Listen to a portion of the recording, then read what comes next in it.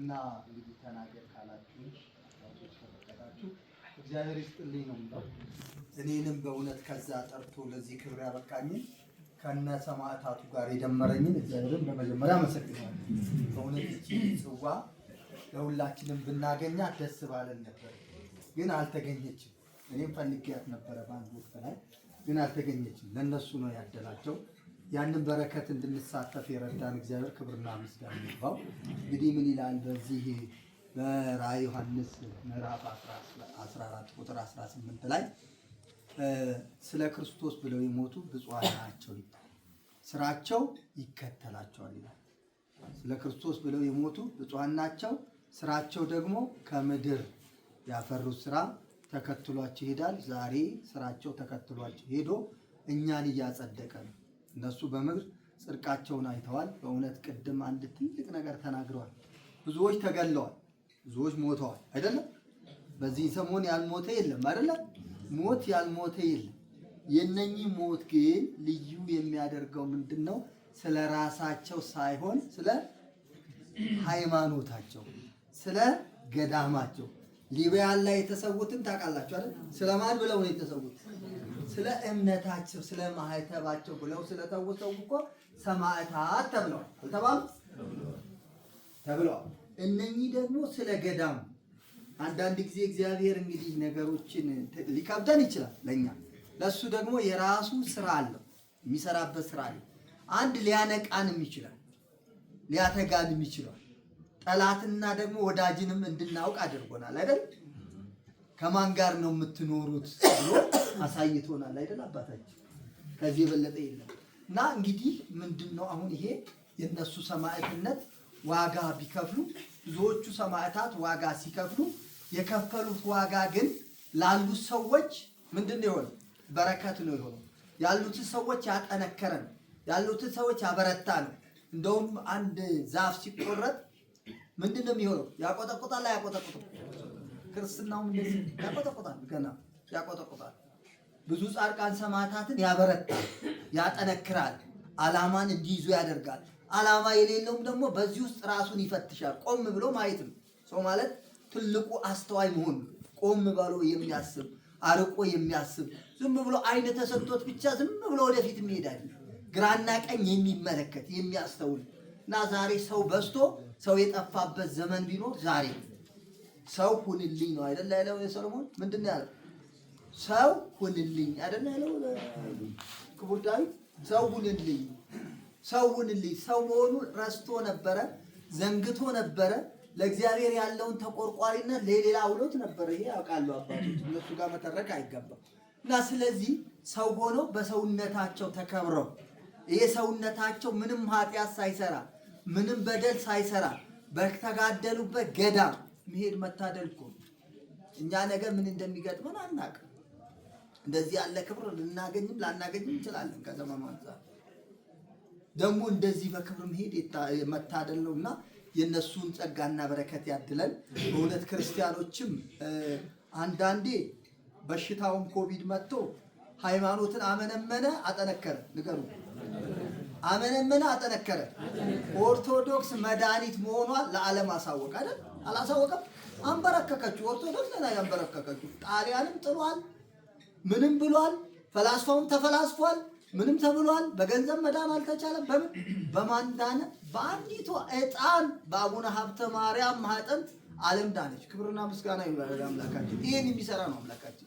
እና ስለዚህ ሁሉም ነገር ሲመጣ ለበጎ ነው ብሎ መውሰድ ያስፈልጋልና እነሱ ስራቸውን በአግባቡ ሰርተዋል፣ በአግባቡ ተጠቅመውበታል።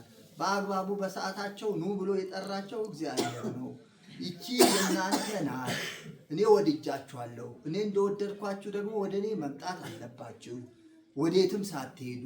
እኛ ራሳችን አሁን ብዙዎች ገበያም ኖሮ መጨረሻው ነው የሰው ልጅ አይደል የሚያስመሰግነው አባቴ። እስከ መጨረሻ ድረስ የታመንኩን የሕይወትን አክሊል ትቀዳጃለህ ነው። እኛንም ጅምሬያችንን ያሳምርልን፣ ፍጻሜያችንን ያሳምርልን። በእውነት ሳያችሁ ክርስቲያኖች፣ በእውነት ተቆርቋሪነታችሁ ለአባቶች የተሰማችሁ ለገዳሙ የተሰማችሁ ስሜት ይሄ ክርስትናን የሚመሰክር ነው። ጠላትን የሚያንበረክክ፣ ጠላትን የሚያንቀጠቅጥ፣ አሉ እንዴ ይላል ጠላት። አሁን አሉ እንዴ ይላል አይደል? አሉ ለካ አሉ ይለናል። እንጅራኒ ጀዳ ከሎ ከተለ አማ እንጅራኒ ክርስቲያን እንጅራ ኤዳመንቲ ኢሳኒ አከነት ጀባታ ጀዳ አመሌ ወታታ ዲጆሌ አሲቲ ከንጅርተ አፋን ኦሮማ ከንደንዴቸ በርሲሳ nama barsiisa oo barsiisu baattan immoo gulana waan bayaa ittika ማስተማር ጥሩ ነው መናገር ጥሩ ነው አይደል ማስተማር ጥሩ ነውና እንግዲህ እግዚአብሔር አምላክ በክፋት የሄዱትንም ከክፋት ጎዳና ይመልስልን ወደ በጎነት ይመልስልን እንዲጸጸቱ እንዲመለሱ ህሊና አይምሮ ይስጣቸው ክፉ ከሚያደርጉት ተቆጥበው ይህንን ገዳም በድለናል አጥፍተናል ብለው እውነተኛ ንስሐ እንዲገቡ እዚሁ በእኛው ዘመን ያሳየን ነኝ። አንድ ታሪክ ልንገራችሁና ላብቃ። ጅጅጋ የተከሰተ ነበር አይደል? ቤተክርስቲያን ጠፍተዋል አይደል? ቤተክርስቲያንን አጠፉ፣ ብዙ ጥፋት ጠፋ። ከዛም በኋላ ልክ ቤተክርስቲያንን አጥፍተው ካጠፉ በኋላ ንብረትንም ካጠፉ በኋላ መጨፈር ጀመሩ፣ መደነስ ጀመሩ። ወዲያውኑ ይሄንን ያጠፋውን ሰውዬ አይምሮ ነስቶት እግዚአብሔር እውነቴን ነው የምነግራችሁ፣ ውሸት አይደለም ከራስ እስከ ፀጉሩ ድረስ በማይታይ ቁስል መጥተው የትም ሀገር ቢሄድ አልዳንም እንዳበደ እያከከ እንደ ሄሮድስ ተልቶ ነው የሞተው። ምንም አልጠቀሙ ተልቶ ነው የሞተው። ስለዚህ በውስጥም ካለን ጠላቶች እንመለስ። የውስጥ ጠላት ነገ ይገኛል። ይሁዳ ይጋለጣል። ይሁዳ ሲጋለጥ ያፍራል። በይሁዳነት መንገድ ከመጓዝ እግዚአብሔር ይጠብቀን። በጥቅም ከመጓዝ ይጠብቀን። ጥቅም አይደለም እኛን የሚገዛ። ምንድነው የሚገዛ? ሰማያዊ ዋጋ ነው እንጂ ጥቅም አይገዛም። በጥቅም ያለ ጥቅም ተጓዙ ነው የሚለውና እኔ አበዛውባችሁ ይቅርታ አባቶች ይያሉ ይቅርታ። ገዳሙ እንግዲህ ታላቅ ቦታ ነው። በእውነት ያሳደገን ነው። ብዙ ታምር የሚሰራበት ቦታ ነው። ያው አንዳንድ ጊዜ እግዚአብሔር ለፈተና ይዳርገዋል። ለፈተና የተዳረገበት የራሱ እንግዲህ እግዚአብሔር ጥበብ አለው እንጂ እዚህ ቦታ ላይ ክፉ ነገር አይደርስብሽም፣ ክፉ ነገር አይረቅሽም ተብላ ተነግሯል አይደል? አባቶቻችን ለምን እንደሆነ እንግዲህ እኛም ራሳችንን እንመረምራለን፣ እኛም ራሳችንን እናውቃለን። ይሄንን በዚሁ ያሳልፍልን። የነሱን ደግሞ የሰማዕትነት ዋጋ ለሁላችንም ያድለን። በዘኍልቍ 22 ላይ በልዓም ነው የተናገረው። በልዓም ሊናገር የማይችለውን ታላቅ ቃል ተናግሯልና እቺ ቃል ተናግሬው የቅዱሳንን የጻድቃንን ሞት እየሰማችሁ ነው። የጻድቃንን ሞት ለኔ አድርገው ፍጻሜያቸውን እንደነሱ አድርግልኝ። ግን ጠንቋይ ነው። እግዚአብሔር አንደበቱን ከፍቶ ያናገረው ሰው እኛንም ፍጻሜያችንን ያሳምርልን። የሰማዕታቱን በረከት ያድለን። እዚህ ገዳም ወጥተው ወርደው የሚያገለግሉ አበው አባቶቻችንን እንደ አይን ብለን ጻድቁ አባታችን ይጠብቁልን፣ ካለው ፈተና ይሰውርልን። ፈታኞችንም ልቦና ሰጥቶ እንዲጸጸቱ እንዲቆረቆሩ ያደርግልን፣ ከክፉ ነገር ይሰውርልን። በእውነት የመንግስት ጠባቃ በመንግስት ተልከው የመጡ ደግሞ እዚህ በሀገሩ ላይ ተወልደው ለገዳሙ የሚቆረቆሩ አሉና እናንተ በእውነት ይሄ ነው ትልቁ የሚያስፈልገው። የተወለዳችሁበት፣ ያደጋችሁበት፣ የበላችሁበት፣ የጠጣችሁበት እና ማዕዳችሁ ነውና ይሄንን ማዕድ ታስከብሩት ይገባል። እንግዲህ አባታችን አቡነ ገብረ መንፈስ ቅዱስ ሁላችንንም ይጠብቁ፣ ካለው ፈተና ይሰውሩ። ጻድቁ አባታችን 100 ዓመት ለኢትዮጵያ ቁልቁል ተሰቅጥቀው ጸልየው ኢትዮጵያን በሙሉ ምሕረት ያሰጡ አባት ናቸው። አሁንም በሳቸው በጻድቁ ቃል ኪዳን ምልጃ ሀገሯን ከዳር እስከ ዳር ሰላም ያደርጋል። እኔ ያለሁበት ይገርማችኋል፣ አልነግራችሁም ሚስጥሩን እንጂ ፖሊስ የለ፣ ጠባቂ የለ። ለፖሊስ የሚወጣውን ብር ለሌላ አይወጣም። ለምን? ሰው ራሱን ስለሚጠብቅ። ምንም ፖሊስ የለም፣ መንግስት የለም፣ ትራፊክ የለም። የት ገባችሁ የት ወጣ? ምነው ሀገሬ እንደዚህ የምትሆነው መቼ ነው እያልኩ ነው የምናፍቀው። መቼ ነው ኢትዮጵያ በነፃነት ወጥቶ ሰው የሚመለስባት? መቼ ነው ፍቅር አግኝቶ በሰላም የሚመለስባት? ይችን ኢትዮጵያን እንግዲህ ተለውጣ ተቀይራ ትንሳኤዋን ያሳየን፣ የሁላችን ፍጻሜ ያሳምርልን።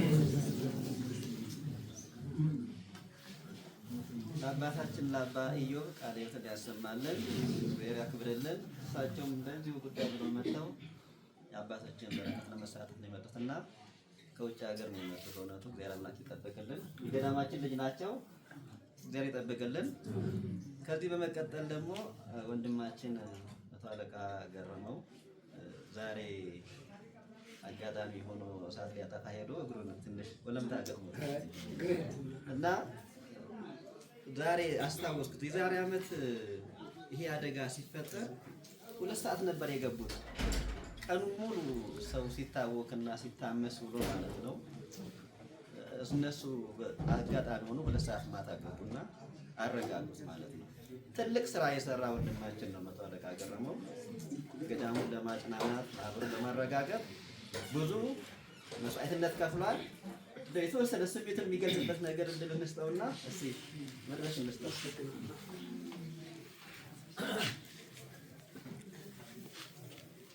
እንዴት ዋላችሁ? አላችሁ? ጥሩ ነው። ለዛሬ እዚህ ቀን ቆሜ ወይ አባት ቆመው ይሄንን የአባቶችን መስዋዕትነት ወይ ደግሞ መታሰቢያ እሱ ፈጣሪ አምላክ ትኖራላችሁ ስላለን ነው እንጂ እንደ ጠላት አመጣጥና እንደ ጠላት እንቅስቃሴ እኛም የለንም፣ አባቶችም የሉም። ያው እንግዲህ ቤተክርስቲያናችን ትኖራ ክርስቲያን አንድም ቢሆን አይጠፋም፣ ብዙ ይሆናል አንዱ። ስለዚህ ያቺ የጭንቅ ሰዓት ለኔ ስለ አባቶች ትንሽ ልበል፣ ስለተሰውቱ አባቶች መትረፍ ይችላሉ። የማይሆን ነገር ተናግረው መትረፍ ይችላሉ። ንጹህ ክርስቲያን ናቸው። አቡነ ጴጥሮስ እኮ ሀገራቸውን አሳልፎ አልሰጡም። ከሰውነቴ ደም ሳይሆን ወተት ነው የሚወጣው ነው ያሉት። እነዚህም አባቶች እኮ ያንን ነው የተቀበሉት።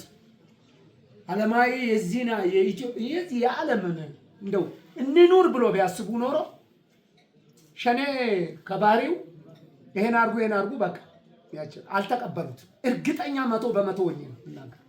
ቢቀበሉትም አንድ ሰው ይተርፍ ነበር።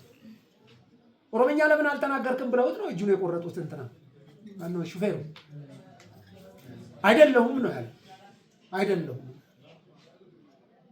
ለኔ እነሱ ዳግማዊ ጴጥሮስ ናቸው። ለኔ ለሁላችን እንደ ቀላል ነገር እንደ ተራ ነገር አትዩት። እንደ ተራ ነገር አትዩት። ብዙ የኢትዮጵያ ሕዝብ ያልቅ ነበር። ሁለተኛ ለኔ ደግሞ ጀግኖች ተንበርክከው ይሄንን ገዳም ሳይለቁ እንዲህ ዳዴ እያሉ ትንሽ ግሬን ስላመመኝ እንጂ አሳያችሁ ነበር። እንዲህ ነበር የሚሄዱት፣ እንደዚህ መሬት እያያዙ ጭንቅ።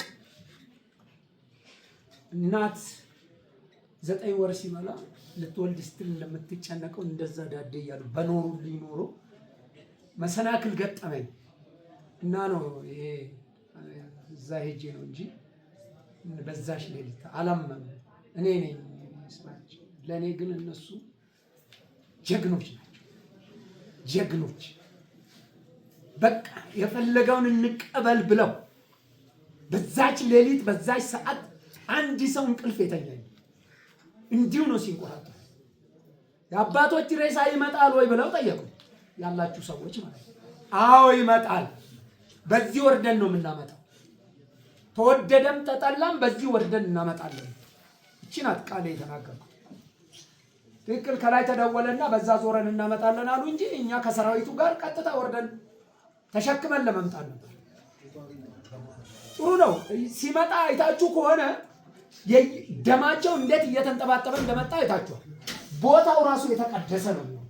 የተቀደሰ የነሱ ደም ያረፈ ከዛ ጀምሮ እዚህ እስከሚመጣ ከጉድጓድ እስከሚወጣ እዚህም እስከሚመጣ ይንጠባጠብ ነው። ማንም ሊያደርገው የማይችል ነው። በደማቸው ነው የዋጁት። በቃ እውነት እኔ አሁን እንደ አካባቢ አይደለም እነግራችሁ። ምንድን ነው እኔ በቃ ምንድን ችግራችን ምን እኔ ቤተ እምነት ላይ ምንድን ነው ችግሩ? በቃ ይሄ ነው ለኔ። እኔ እዚህ ጋር ያለው ታጥቄ ያለው አይመጣም። እኔ ጋር መስቀል ያዙት አባቶች ጋር ምን አስኬደው ይሄ ነው ውስጤን ሁሌ በጣም የሚሰማኝ። ሄድኩ አየሁ። መጀመሪያ አንድ ከሁለት ቀንም አይቻለሁ። እውነት የሞቱ አልመሰለኝም። ያ ቤት አልቆ ሌላ ቤተክርስቲያን ነው የመሰለኝ። ስለ እውነት ነው የተናገርኩት። ሌላ ቤተክርስቲያን ማታ ላይ ይሄንን ተናገርኩና 4 ቀስተ ደመና በላቸው። 4 ቀስተ ደመና አረንጓዴ፣ ቢጫ፣ ቀይ እላቸው ላይ ሰው ልጠራ ነው እኮ ሰው ላሳይ ታይቻለሁ እኮ በህልም ነው። 4 ቀስተ ደመና እዛ ላይ ያርፍና አያችሁ የአባቶች ላይ ስል እኔ ብቻዬን ነው ግን ያለው ሰው የለም። ስለ አጠገቤ ሰው ስላለ ሊኖር ኖሮማ ነግሬዋለሁ ለሱ ነበር። እንደዚህ ነው በቃ ምንም የጎደለባቸው ነገር የለም። እማዝነው ግን የሸሹትን አዝናለሁ። ሳልናገር አላልፍም።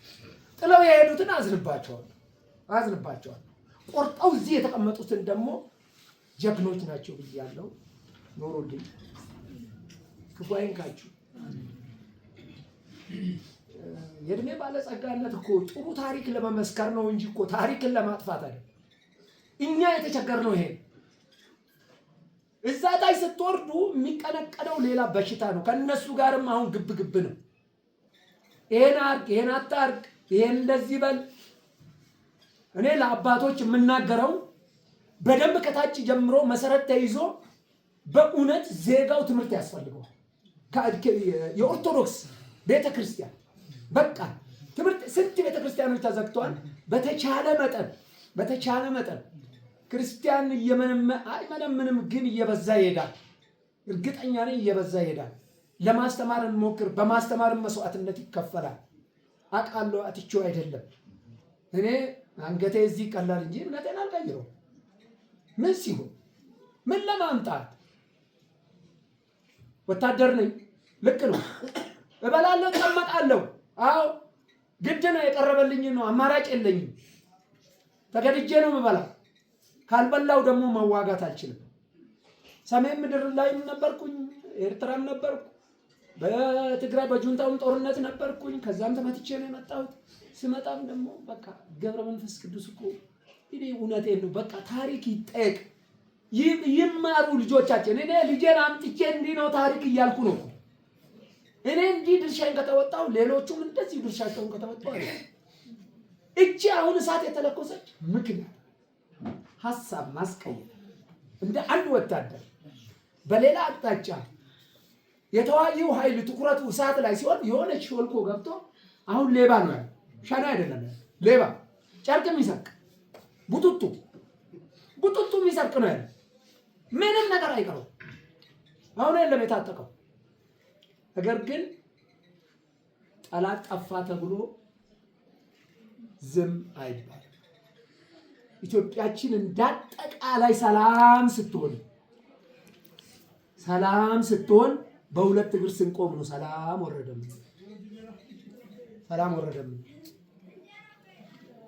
አሁን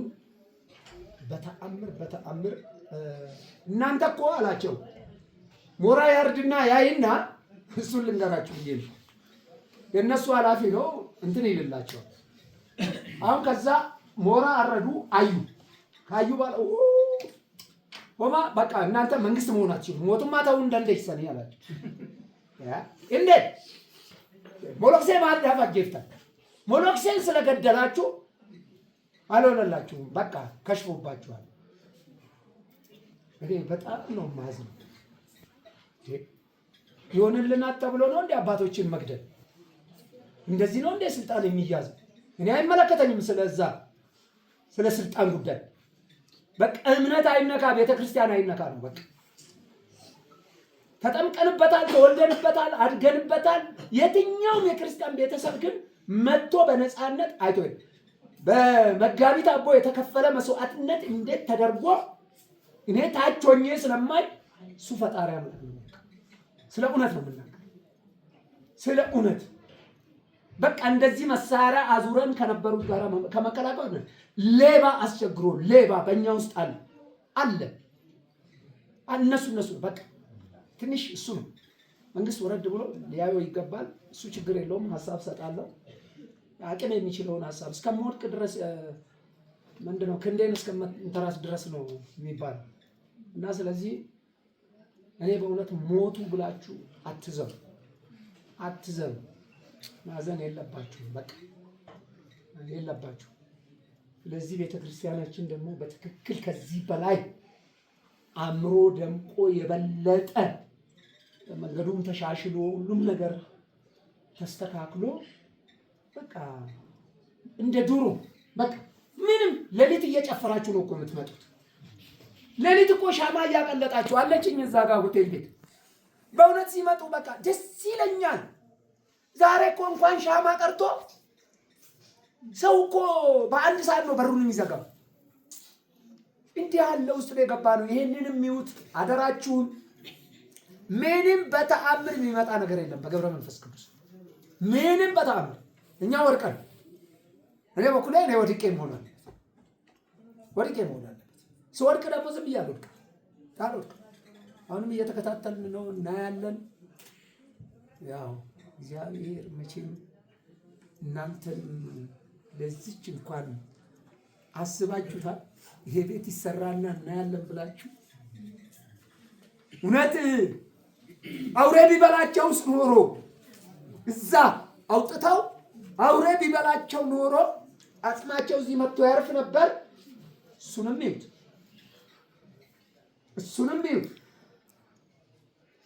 ምኑን ነው የነሱ አጽም እኮ እዚህ ነው ያለው የምንለው ስላለ ባይኖር ኖርስ ውስጣችን እንደተቃጠለ እንደዚሁ እንደነደን ነው። የሰው ልጅ ይወስዳሉ፣ ያግታሉ፣ ጅም ማስበላት በቃ ጅም ማስበላት ትውልድ አለም። እኔ በእውነት ይቅርታ አድርጉልኝ። እኔ በፍጹም ከመስመር የወጣን ልጆቻችንን ግን በአግባቡ በደንብ አድርገን ከያዝን ትንሽ ታሪክ ንገሩ። አባቶች እንዴት መስዋዕት እንደሆኑ እናንተ ከዚህ ተወርዶ ዙቃላ ላይ እኮ እንደዚህ ብላችሁ ከነገራችሁ ሁሉም ሰው አንዱ ለአንዱ ያስተላልፍ እና እግዚአብሔር ይስጥልኝ። ትንሽ ስሜታዊ ነው ያልኩት። በጣም አመሰግናቸዋለሁ፣ ወዳቸዋለሁ። አባቶችን ወዳቸዋለሁ። ኑሮ ጤና ይስጥልኝ።